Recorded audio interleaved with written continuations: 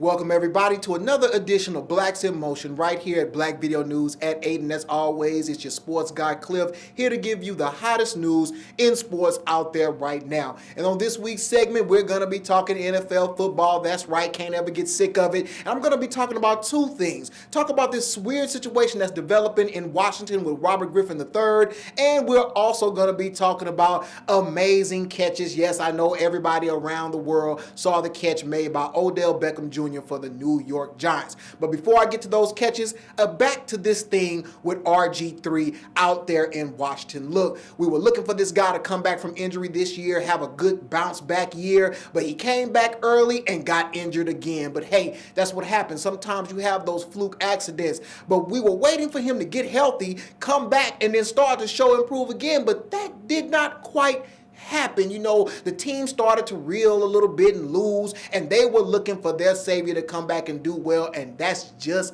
has not happened with RG3. Remember, he was supposed to turn that franchise around. Right now, he's only played in about 4 or 5 ball games, totaling about 869 yards with only 2 touchdowns and 3 interceptions. Now remember, he's a dual threat quarterback. He hasn't been doing it on the ground either. He's only ran for 100 yards. So what is up with this mysterious situation down there in Washington? What should they do with RG3? You know, it's always one of those things they say, it's hard to convert a dual threat running quarterback from college into a pro pocket passing quarterback in the NFL. But people thought that maybe, and even myself, thought that he could overcome that because he threw the football so well and had good size and great speed to elude some of those rushers and stay healthy. But that just not has happened. So what should they do? Should they bench him or should they play him? You know, another factor that bounced into this was the fact that they got eliminated from playoff contention. Now they really don't have anything to play for besides pride and a paycheck.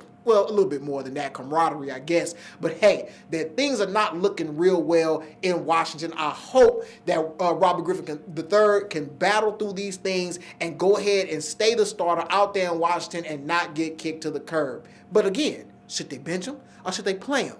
If you ask me, I think you should play him. Let him go ahead and stay in there, get his bearings down. Don't bring in a backup because you're not playing for the playoffs or contention for any type of winning anymore. So go ahead and let him stay in there, continue to build chemistry, and continue to work with that guy like the franchise quarterback that y'all want him to be.